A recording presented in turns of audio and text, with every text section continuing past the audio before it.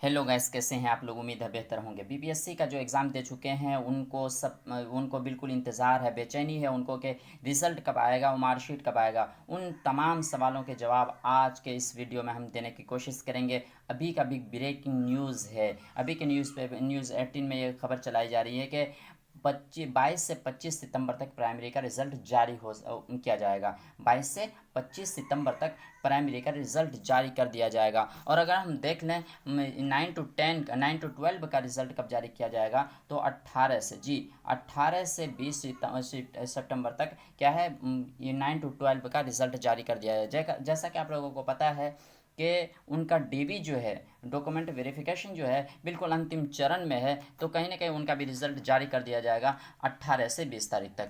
और दूसरी बात यह है कि सिर्फ डीएलएड अभ्यर्थियों का ही 1 to 5 में रिज़ल्ट जारी होगा।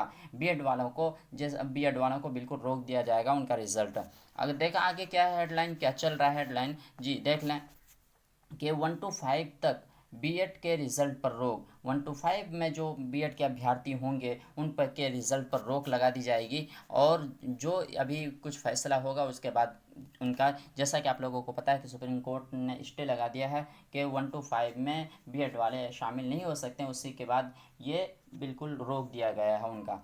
अब देख लें ओमार शीट का जो अंतिम रूप है, अंतिम रूप जांच का जो अंतिम रूप है वो आज शाम तक हो जाएगा। तो कहीं ना कहीं आज शाम तक जो 7 बजे है, इसके बाद कभी भी आपको देखने को मिल सकता है ओमार शीट का, ये ओमार शीट देखने को मिल सकता है। रिज़ल्ट तो आपका 22 से 25 सितंबर तक आएगा। तो ओमार शीट की बात करें तो ओमार शीट आज शाम 7 बजे के बाद किसी भी टाइम आ सकता है जी। ये देख लें 1 to 5 जी, 1 से 5 तक बीएड के रिज़ल्ट पर रोक लगा दी गई है।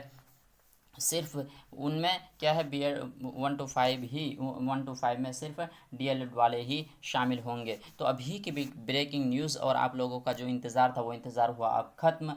तो मिलते हैं फिर अगले वीडियो में, तब तक के लिए थैंक यू।